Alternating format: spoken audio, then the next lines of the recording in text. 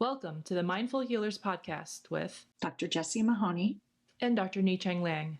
We are here to help you learn to pause and be present, awaken your breath, and harness the ripple effects of mindfulness for radiant health. We get you. We know you. We are you. We have both been successful on the surface, yet struggling underneath. We have both had cluttered brains, been overwhelmed, and exhausted. We're healers who have found solutions and want to share them with you. Join us here to discover a better way. Welcome to today's episode on Grief Often Looks Different Than You Expect. A reminder that our podcast is not medical advice. The intention of today's episode is to share that grief often looks different than you expect, and that grief is not just for deaths and tragedy, that we often grieve our past selves and many other things in life. In fact, sometimes we are grieving and we don't even recognize it as grief. You'll discover that grief is a process. Takeaways of this episode are that grief is complicated and frustrating. Grief is part of all transitions, and that grief can be a necessary substrate for joy.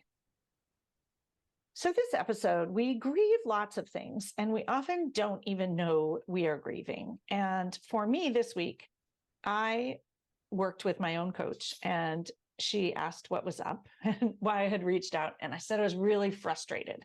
And as we got into it, she said, I don't think you're frustrated. I think you're grieving.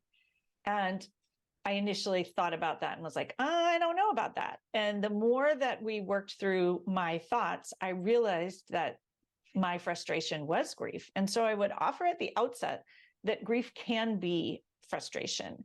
And I think the frustration comes from our thought patterns that we think we shouldn't be grieving, or that we're resisting reality, and that sometimes we're just not aware of what's going on.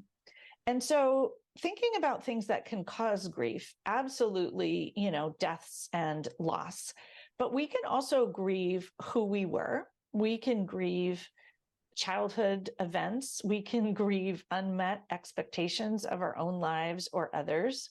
We can grieve hopes and dreams for relationships with our spouses and or perhaps our parents. And with our children and friends as well. We can also grieve that life didn't turn out the way we thought it would or the way we wanted it to.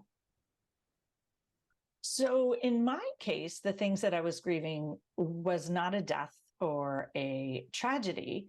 They were pretty much what I would say transitions. And as many of you know, I do a lot of coaching on transitions, and transitions can be both losses and gains. What I realized is that I was really grieving bits of my old self. I left my peds practice and my longtime practice. And even now, 3 years later, there is a little bit of grief in that because it was something I loved. And it's not that it's a bad thing. It was actually a gain. I love what I'm doing now. But I think anytime we move on from who we were, you can have a bit of grief. And, this came up too, probably around the tennis playing podcast, a little bit of grief of like that, super healthy, athletic, strong person. And right now I'm post-op from a surgery, not feeling super athletic and strong. And there's a little bit of grief about who you were. And yet you can also take strength from that if you look at it in a different perspective. But I don't think you can do that if you don't acknowledge the grief.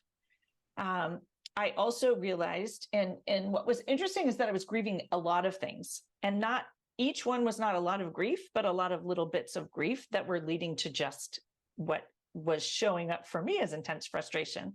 I've lost a few organs recently, so I think I was kind of grieving that bit, and especially in the context of grieving my young adult children. And I think I'm going to do a podcast on this topic alone, but I realized that my life has changed dramatically in the last few years. And from when COVID happened, all three of my children were at home. And now I have one child at home who's about to turn 18. And as much as I love my son and my grandson, what it means is that he lives in another city. I don't see him very often. He has his own life, and now he has his own child. And so that does change your own relationship. So it's amazing.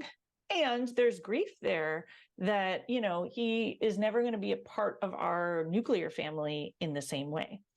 And I have another son who has moved to New York, and he's doing super well and he's super happy. And I have grief because I don't see him very often. And he's really lovely to be around. And yet he's literally living his best life. And yet, as the mom who really wanted that for him, you also have grief. So I find that grief is complicated. That's the word I would use. And recently also I have aging parents, and this is something we talk about, but neither of them are doing particularly well. Particularly my mom has had a bunch of things come up. And so particularly this week, I went to see her last week, and it was just very striking to me. So grieving that sense of, that your parents, they do get old. It's a reality. And yet again, it's a transition to see a parent not doing well. And then I think the other thing that I want to bring up, that because I talk a lot about relationships, I have gone through at different points in times grief about being in a neurodiverse marriage, because I didn't know it was that until a few years ago.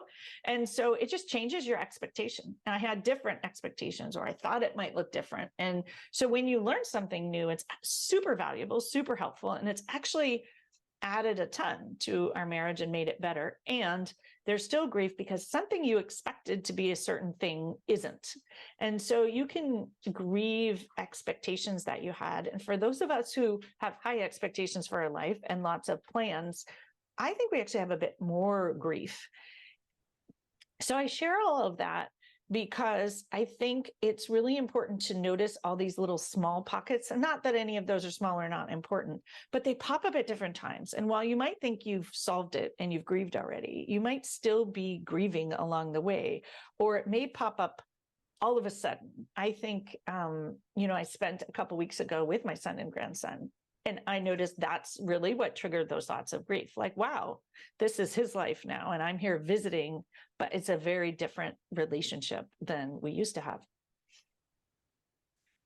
I want to highlight that grief is complex, and share some of my own experiences, including the grief experience of my father-in-law passing late last year. That was my immediate family's first experience with death of a loved one.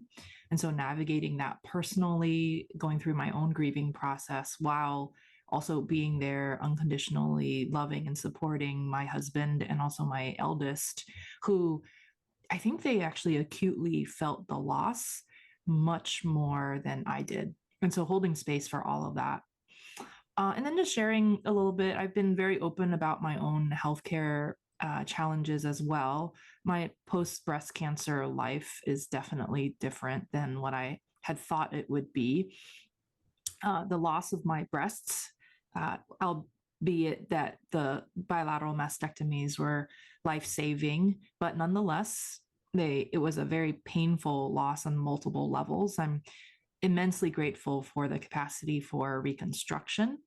And then more recently, the loss of my ovaries, also potentially life-saving, but the loss of estrogen and progesterone before the age of 40 has definitely been a challenge, needing to cope and transition into this postmenopausal self at such a young age with all of the mood and physical adjustments. And then years ago, I had shared before on a prior podcast that I had postpartum OCD and anxiety.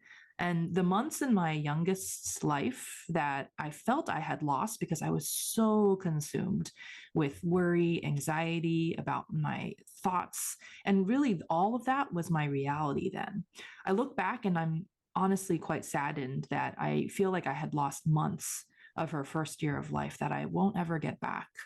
But so much gratitude ultimately for my mental health care team that they were able to get me back to a place of presence and authentic self and miss only months of my youngest's first year of life, as opposed to years, to enable me really to become the mom I wanted to be much faster.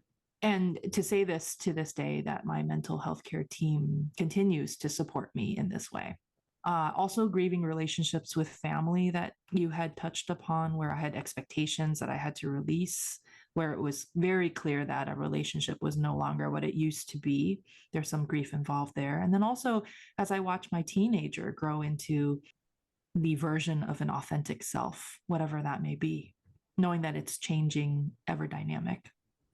And then also just calling out that all of us, like the world, especially healers, the whole pandemic in and of itself, the last 3 years has been this tremendous weight of grief where lives were uprooted, many lives ended, and lives dramatically changed, where there were canceled vacations, canceled conferences, canceled retreats, and ultimately this loss of physical connection.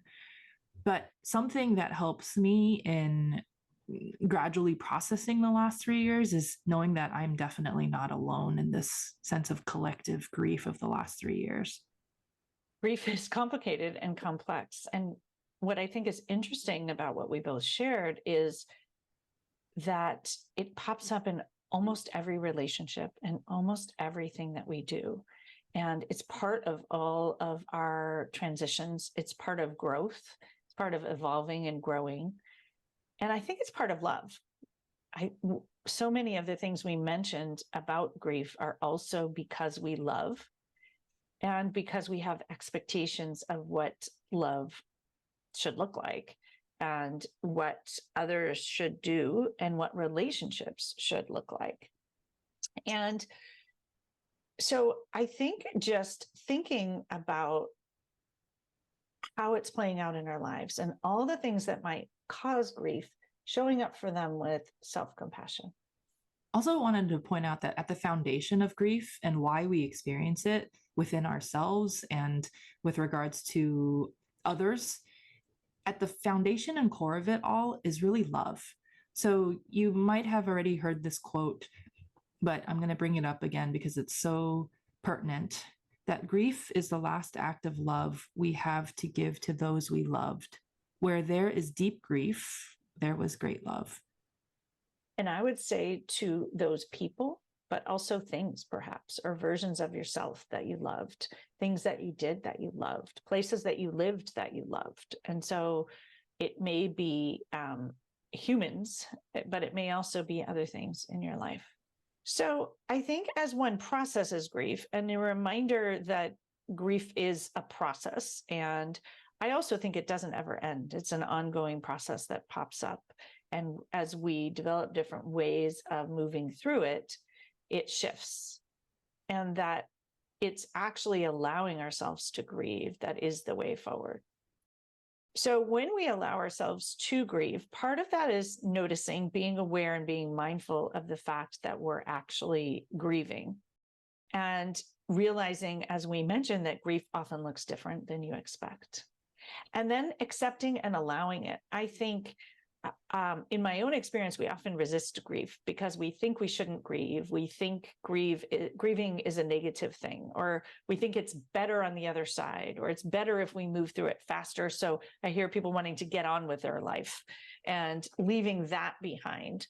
And so just realizing that it's an ever ongoing process. And that poem that I love to read in yoga, that there's no there, and that it's part of becoming the next version of you. It's part of moving into a next phase or season of life.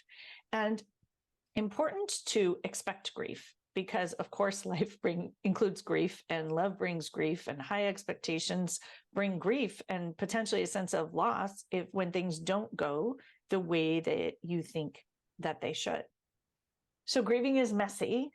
And then this other thought I wanted to bring up is that grief can make joy and the good things also more possible and enhance your experience of them. The contrast of the depth of loss and heavy feelings in grief, make that lightness of joy and positivity and excitement. It's those contrasts that make you notice what joy is. And so realizing that perhaps without grief, we wouldn't be able to experience quite so much joy. It's that full spectrum that makes all of the human emotions possible. And then I think that grief in many ways fuels our growth and fuels us to be in search of something new and to accept and embrace and enjoy something new. So I wanted to also bring in some tips on specifically how mindfulness can help. So oftentimes when we are going through something difficult, uncomfortable, painful, anxiety provoking, we're oftentimes in our cognitive brain, but dropping into and noticing our own body sensations and using our body sensations as a guide to help us move through the discomfort of grief can be tremendously helpful. So our bodies, if we listen with mindfulness, will tell us exactly what we need. And so we can use the circle of awareness that's taught in mindfulness-based stress reduction. This is a tool to think about where we can bring greater awareness that you had just talked about, Jesse, where we can bring in moments of mindfulness. So moving through this circle, any circumstance inclusive of grief has thoughts, emotions, body sensations, and then with a compassionate lens, habitual behaviors. Because that difficult circumstance is probably not entirely brand new to you, and that habitual behavior, sometimes maladaptive coping mechanisms or very automatic reactions, have already been ingrained. But it's with a moment of mindfulness that we could potentially interrupt that less than helpful pattern that we were engaged in before. So with this gentle, compassionate lens, you can ask yourself, where can I be mindful such that an opportunity to notice or respond differently might be available? I, in my experience, noticed the feelings and not the thoughts. So I wasn't in my head, I was in my body. And so just to note that some of us are more feeling people. So we go to the feeling. I was feeling frustrated and I didn't know why. And it took the pause and the mindfulness to try to interpret those feelings and figure out the thoughts behind them. So it's interesting. Some of us have more of the embodied sense, and some of us are more in our heads about it. It doesn't matter which you are, but to know what type of person you are and how you tend to show up, and to have that moment of awareness and self-compassion for the frustration. Why am I frustrated? Being compassionate rather than resisting it, and being curious. One of the other components of mindfulness. So some concrete things that you might do to nourish the body through grief is taking some deep breaths, a mindful yoga practice, or a mindful walk, and also reaching out to a friend.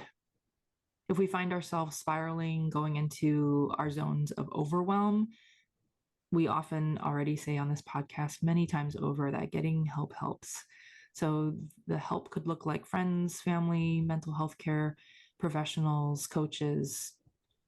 All of those people can be helpful. So as we reach the end of this podcast, some reflection questions. Where are you experiencing grief in your life right now? What are your thoughts, feelings, body sensations, and habitual behaviors? How might you be able to help nourish, nurture, and support yourself through processing grief?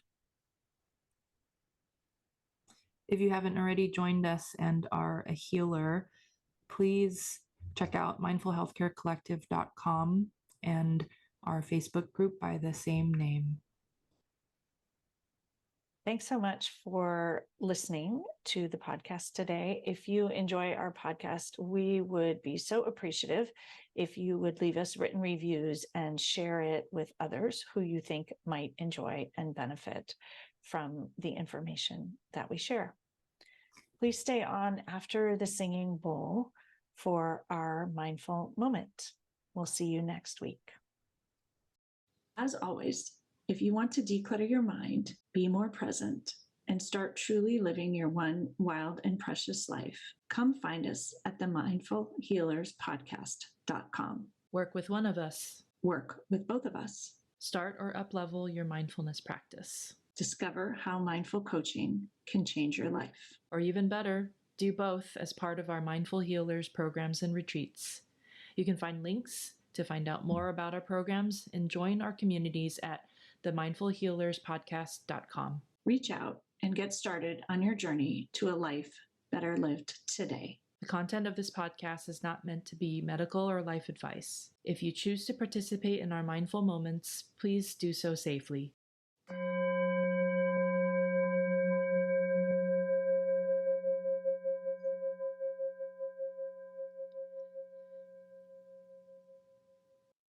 Welcome to this mindful moment offering. The invitation for you right now is to sit in a position of comfort, and I'll leave you the option to write as we are going through this mindful moment, or you can simply contemplate quietly.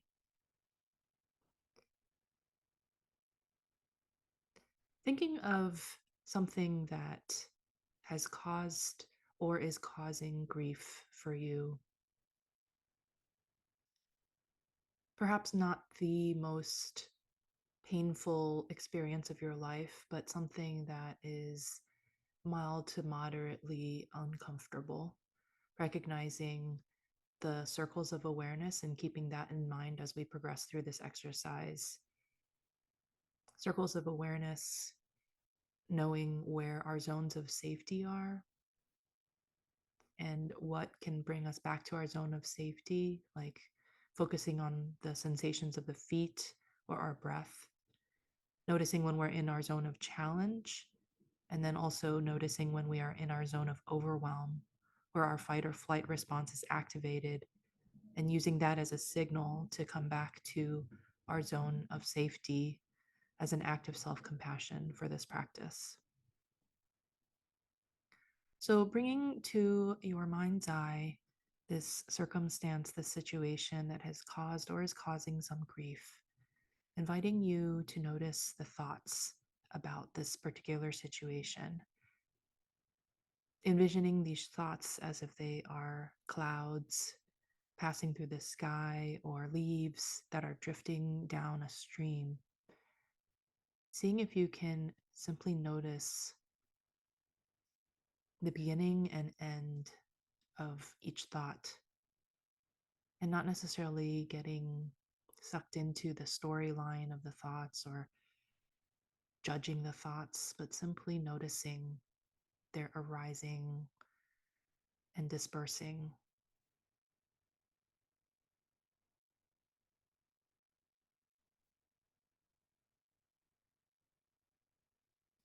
Giving you a few moments to simply notice.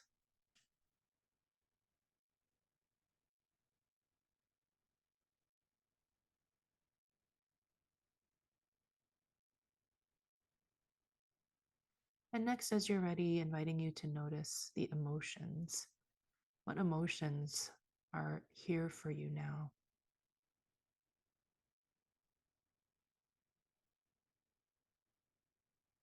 Emotions related to the thinking of this particular grief-inducing experience. Naming those emotions just as they are.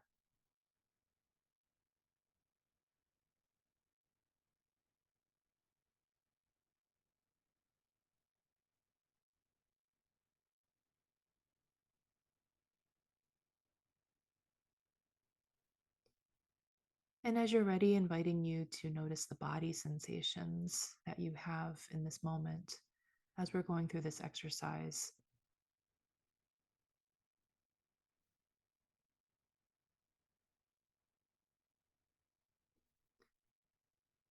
noticing body sensations that are capturing your attention, noticing parts of the body that haven't been checked in on in a while, getting curious and seeing what's there for you now.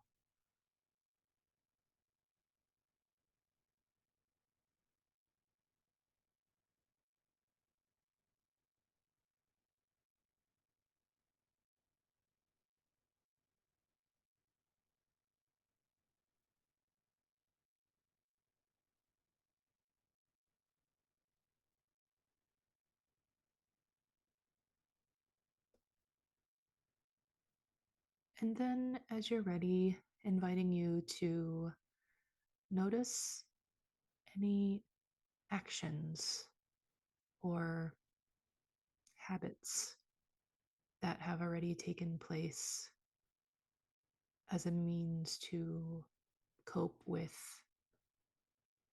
the grief experience. Letting go of any judgment about those patterns of behavior,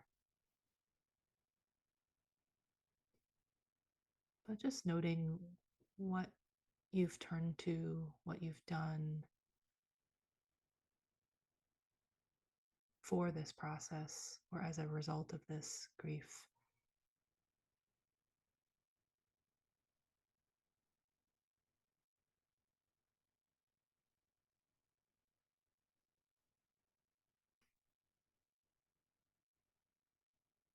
And now, having gone through that circle of awareness, inviting you to notice where mindfulness might be able to be interjected in the future as you're going through either the recounting of grief or as it arises in your day to day life. Where might moments of mindfulness be injected? It might be noticing the thoughts, it might be naming emotions, it might be an intention to notice body sensations, or even just simply noticing what a habitual reaction would be, and hopefully the injection of mindfulness may offer you different invitations for some different, healthier responses, remaining open to that.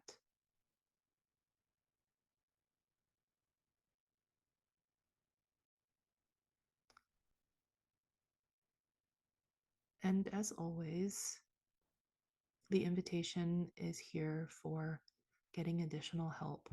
So if you notice that processing the grief is causing a lot of suffering, getting help helps.